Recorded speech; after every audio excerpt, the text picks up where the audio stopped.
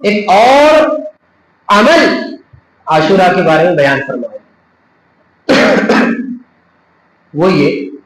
کہ آپ علیہ الصلوۃ والسلام نے ارشاد فرمایا من وسع علی اہلہ یوم عاشوراء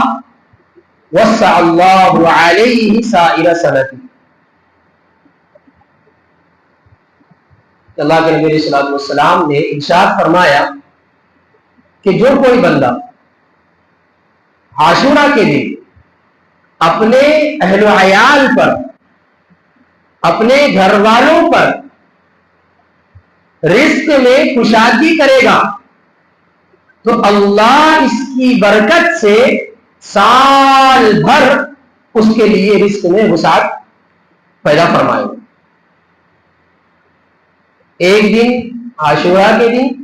وسعت کر لو، سال بھر تک اللہ تبارک و تعالیٰ آپ کے رزق میں، آپ کی کمائی میں، آپ کی برکت میں، آپ کے کاروبار میں برکت دیں گے، وسعت دیں گے۔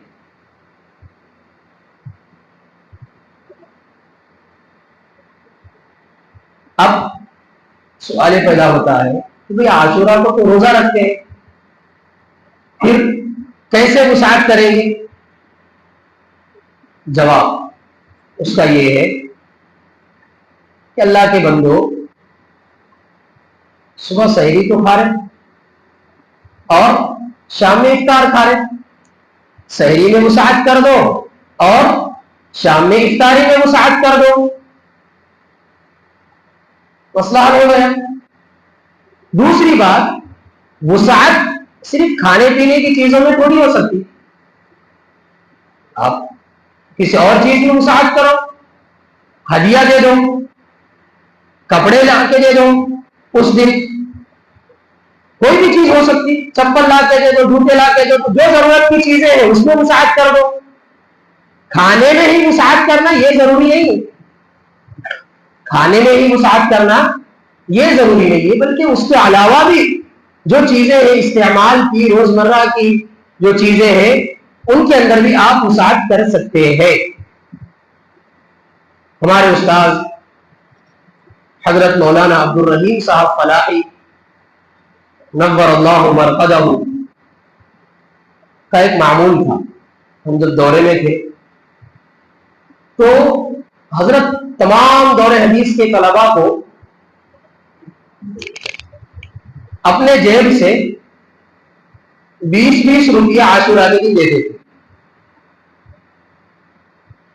20-20 روپیہ عاشورہ کے دن دیتے تھے۔ تو ساتھیوں میں سے کسی نے حضرت سے پوچھا کہ حضرت کیا وجہ ہے؟ پھر حضرت وجہ بتانے لگے کہ اللہ کے نبی صلی اللہ علیہ وسلم یہ تو روایت ارشاد فرمائی، میں آپ کو بھی اپنے اہل و عیال میں سے سمجھتا ہوں اس لیے آپ پر وسعت کر رہا ہوں۔ یعنی طلباء کو بھی حضرت اپنے اہل و عیال میں، گھر والوں پر تو خرچ کرتے ہی تھے، ارے جو بندہ مدرسے کے بچوں پر جو خرچ کر رہا ہے تو اس سے کیا یہ امید نہیں لگا سکتے کہ وہ گھر والوں پر خرچ نہیں کر رہے ہوں گے؟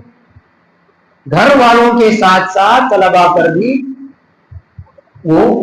خرچ کیا کرتے۔